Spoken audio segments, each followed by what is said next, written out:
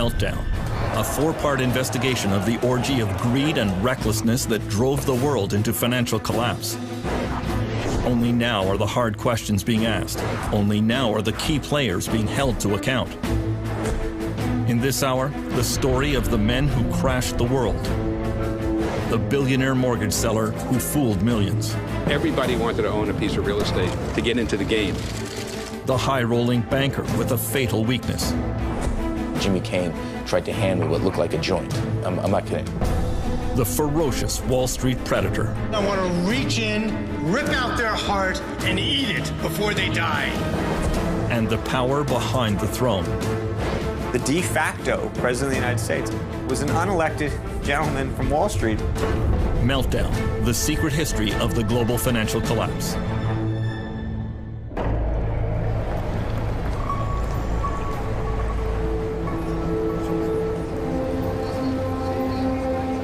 The crash of September 2008 brought the largest bankruptcies in world history, pushed over 30 million people into unemployment, and brought many countries to the edge of insolvency. Wall Street turned back the clock to 1929. The tremendous crowds which you see gathered outside are due to the greatest crash in the history of the New York Stock Exchange. After the Wall Street crash of '29, which led to the Great Depression, the U.S. Congress launched an official investigation. In the senatorial bank investigation as J.P. Morgan arrives to testify. J.P. Morgan was among the business titans to be called to account by the Pecora Commission. Flash photography was introduced to heighten the spectacle.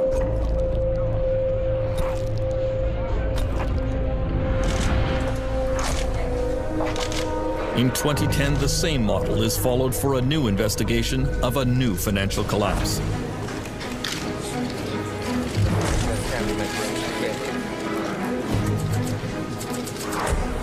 Panel, ladies, photographers, move aside.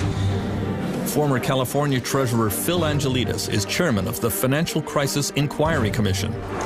I'm honored to welcome you as we start this series of public hearings into the causes of the financial and economic crisis. He has taken sworn testimony from a parade of government and bank officials, trying to get to the bottom of what really caused the 2008 meltdown. The consequences of this financial crisis have been grim also. 27 million Americans who are either out of work, can't find full-time work, or have stopped looking for work. Millions who have lost their homes, and millions more who are in the foreclosure process. Trillions of dollars of wealth loss. I think one of our jobs is to try to rationally explain to people what the heck happened. People want to know. How did it all go so wrong? The key trigger of the 2008 financial meltdown was easy lending in the U.S. housing market. In an era of very low interest rates and reduced bank regulation, there was an astonishing building boom across the United States. In California, banks decided that virtually anyone could qualify for a home loan.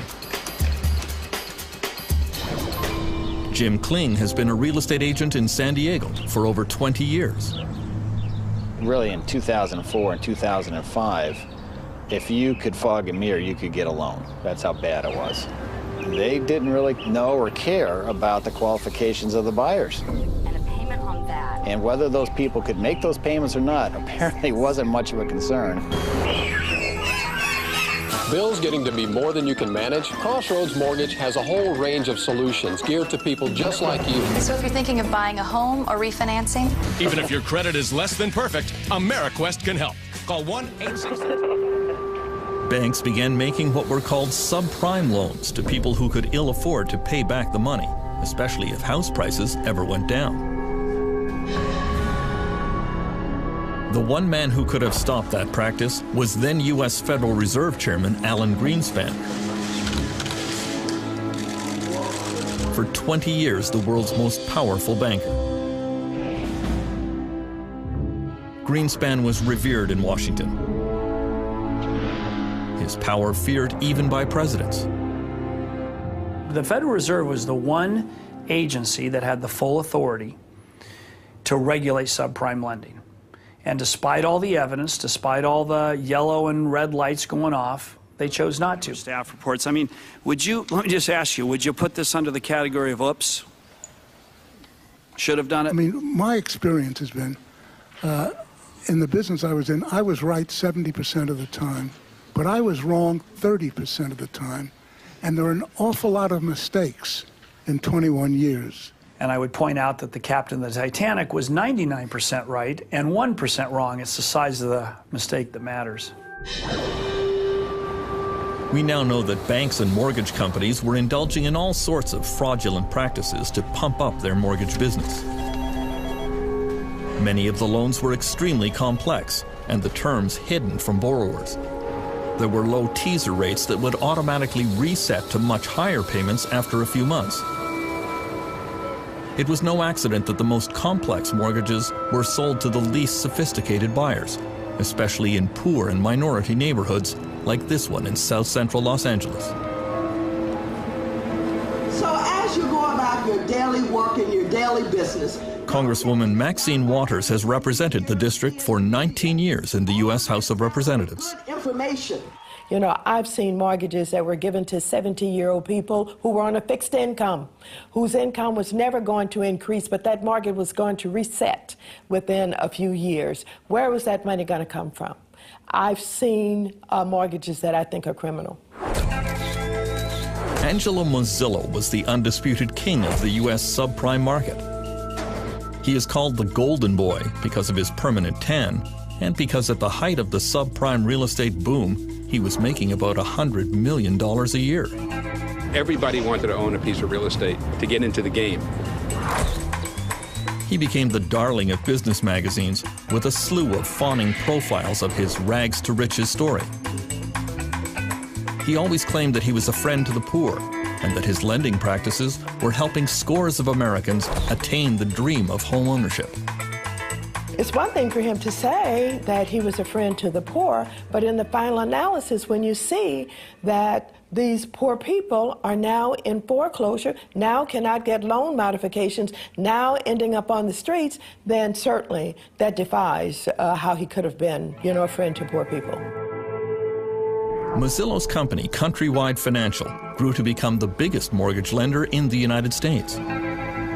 Call Countrywide. We never stop thinking about what you need. And that makes home buying easy. Really. Countrywide was sold to Bank of America and almost immediately plunged in value. Angelo Mozillo was placed under investigation by the Securities and Exchange Commission. The SEC uncovered very damaging private emails in which Mozillo expressed his true feelings about the dangerous subprime mortgages he was peddling. He wrote, "In all my years in the business, I have never seen a more toxic product." At the same time, Mozillo was publicly reassuring all his investors and clients. Countrywide views the product as a sound investment for our bank and a sound financial management tool for consumers. It does appear that there was a private view of the markets, and there was one that was espoused to borrowers, rating agencies, the investing public. The SEC has now charged Mozillo with insider trading and securities fraud. Lenders like Angelo Mozillo really didn't care if people ever paid their mortgages because those loans did not stay on the mortgage company's books. Mortgages were bundled together with other loans from across the country and moved to Wall Street.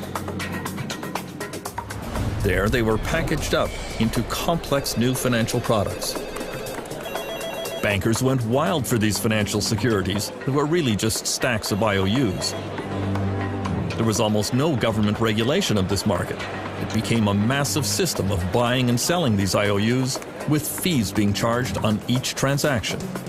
It was just all a way to make fees and to package up these streams of supposed cash flows and sell them off to investors. I mean, for a while there, anybody who touched a mortgage made money. It was like the most perfect product. I once had this view that when people started talking about toxic assets, that somehow they were like a good piece of fruit that had turned bad. Well, it turns out they were a rotten piece of fruit from day one. And all along the way, whether it was the broker, the lender, the securitizer, the market maker, everyone seems to have taken the view that they had no responsibility for the product that they were moving along in the system. That became, unfortunately, this cancerous material that was injected into financial institutions all over the world. One of the first places these toxic products landed was the financial district of London, England, nicknamed the City. There was a golden age here in the years before the meltdown. Geraint Anderson arrived in the city as a young trader in 1996. He had been a hippie selling trinkets on the beaches of India until his older brother found him a job in a London brokerage. I literally didn't know what the city was. I mean, I kind of was aware that there was a stock market, and I said, well, why? I mean, you have to wear a suit and things like that. And he said, I'll tell you why. It's quite simple. You'll have about £300,000–400,000 within about 4 or 5 years, and then you can go off and live the life you want to live. Since the selling of trinkets wasn't going down too well, I thought, why not? I had no idea about finance whatsoever. I didn't know what a PE ratio was. I didn't know what a yield was. When you're in the city, all you have to do continually is present a view and present it strongly and pretend you believe in it. It was all about schmoozing clients, taking them to strip joints, taking them to bars, getting that company credit card out and really giving it a bash. The wild atmosphere in Britain was brought about because Chancellor of the Exchequer Gordon Brown was easing financial regulation there. He called his new approach the light touch. We will advance if there is light touch regulation, a competitive tax environment, and flexible. Well, Gordon Brown light touch was an effort really to make the City of London the world's greatest financial centre. And it meant giving the financiers, giving the bankers a very free hand in the marketplace. Paul Martin was Canada's finance minister in those years.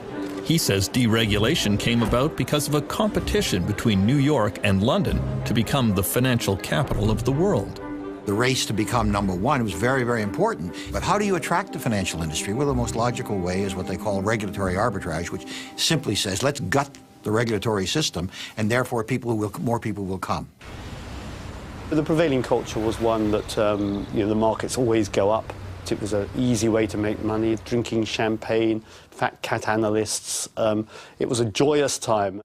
Everywhere you looked, there was great big new offices being put up, statues being put in the forecourts, people building great monuments to themselves in terms of the buildings they occupied and the way that they behaved. By 2004, Geraint Anderson was making a salary of $300,000 a year, plus an annual bonus of $700,000. He was invited onto business television shows as an analyst. We had profit before tax growth of 9.5%. The whole game is increasing your bonus. You don't go into the city to do the world some good. You go there to make money as quickly as possible. And if that means lying, cheating and stealing, that's what you do. Regulators and politicians are just deemed to be idiots. It's all about we will thrive with light touch regulation. And that, of course, is exactly what Gordon Brown was encouraging as Chancellor of the Exchequer. And interestingly, he calls my precise period in the city the age of irresponsibility. But it was partly to do with the fact he just said anything goes. And, to me, it's just obvious. The way people were behaving was a rational way of behaving in the context of the bonus system and the lack of regulation. If one country could be the microcosm of everything that went wrong in the years before the meltdown, Iceland is it. It is a place of staggering natural beauty. From its geysers, to its waterfalls, to its famous Blue Lagoon, it is a magnet for tourists. One thing Iceland was never known for was banking and high finance, at least until a few years ago. Iceland was transformed through the ideas of one man, longtime Prime Minister David Oddsson. He decided to shake Iceland out of its social democratic past and remake the country according to his free market principles. He surrounded himself with like-minded admirers. David Oddsson is somebody who fulfills the two criteria that Machiavelli puts up about political leaders. He is cunning as a fox, and he is courageous as a lion. David Oddsson wanted to privatize almost everything touched by government. Iceland's #1 resource industry has always been fishing. Oddsson parceled up the country's fishing grounds and passed them off to big ship owners. On Egil Helgason's popular political TV show, the reaction was disbelief. For many people, this would sound as it's almost surreal. You take the fishing grounds, the fish that swims in the sea, and you give it to a bunch of people who own ships for good. This is the main resource of our country. This was the beginning of what came later. In 2003, Oddsson made his most controversial privatization. Some of the biggest banks in the country were auctioned off in suspicious circumstances. Coincidentally, they ended up in the hands of some of David Oddsson's closest friends. Mr. Oddsson's friends were father and son who came from Russia with some money they had made from shady dealings in the brewery business in St. Petersburg. And suddenly they found themselves to be the owners of the oldest bank in Iceland. These guys didn't know the first thing about banking. In retrospect, they're either greedy criminals or complete fools. The newly privatized Icelandic banks embarked on an orgy of dangerous financial practices. Bankers sold securities back and forth to each other at vast markups that falsely inflated their value. All Icelanders were encouraged to buy a house, or even two. The central bank lowered interest rates, flooding the country with easy credit. As in the United States, this triggered an unprecedented real estate boom. Icelanders living and working abroad came home to take advantage of the wild market. I lived in the UK till 2003, 2004. Then I came home. I bought a flat for 9 million kroner here downtown, almost close to where we are now. 1.5 years later, I sell it for almost 15 million kroner. I'm like, hey, what's going on? I've done nothing to this flat, and here we are, 6 million kroner in my pocket, just for keeping it for 1.5 years. And of course, when you're benefiting from it, you're sort of, okay, well, this is great. There's a saying now, if something is extravagant, oh, this is so 2007, you can't be serious. 2007 is having Elton John in your 50th birthday party, as one of the business tycoons did. People just went too far. People took one loan too many. People bought one car too many. Iceland was not alone in its reckless financial planning during the boom years.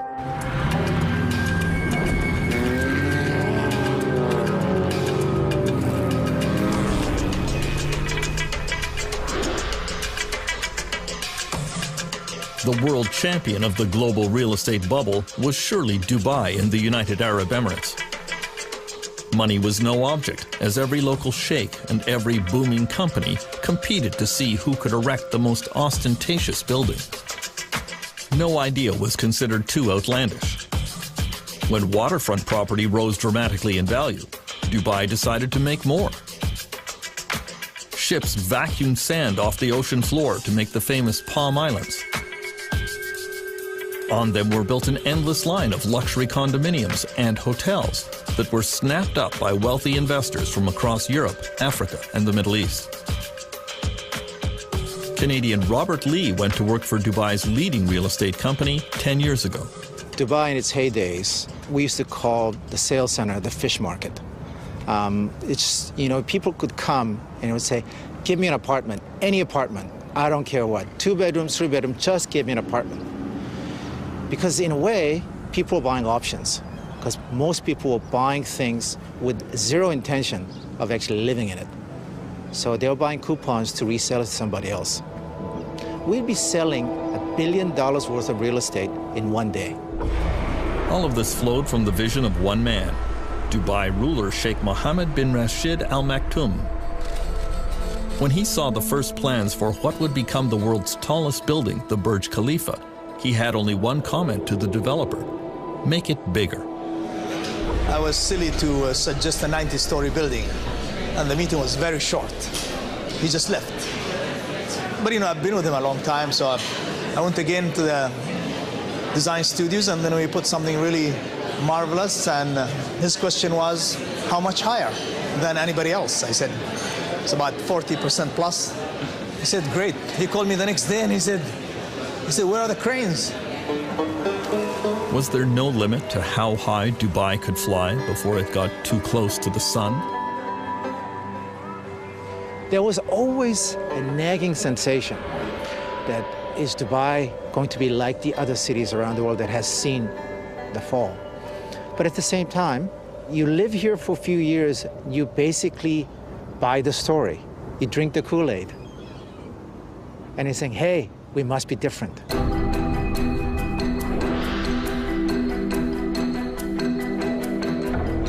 The man who would become the central actor in the meltdown took his position on the stage in 2006.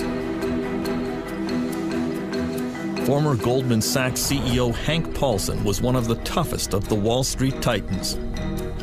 Then he accepted the invitation of George W. Bush to become the U.S. Treasury Secretary. It was a controversial choice.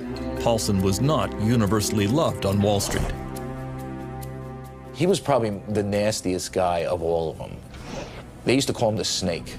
And this is coming from the Wall Street executives themselves. No, you know, you really can't believe everything he tells you. The reason why they didn't like him is because they couldn't trust him. Hank Paulson's aggressive, combative style came as a bit of a shock in government circles. This is a guy who would go through a brick wall to achieve his objective. Leopard doesn't change his spots. I mean, you know, why do scorpions sting? They sting because that's their nature. And, you know, Hank Paulson didn't change his nature when he went to Washington. Shortly after Hank Paulson arrived in Washington, the prices of California houses began to slide. Sales of existing homes are down a full 12% from just a year ago. As prices dropped, overextended homeowners threw more properties onto the market, triggering a downward spiral. Hank Paulson called me and started talking to me about subprime mortgages in the United States. There was a general consensus that there was too much credit and too much money sloshing around globally. We had had discussions about where this excess credit was likely to show itself, and it was showing itself in subprime mortgages in the United States, and that it was a large problem. Although few seem to realize it, the world was now infected with the toxic financial products that depended on the U.S. real estate market. It was inevitable that someone somewhere was going to blow the whistle and question what these financial products were actually worth.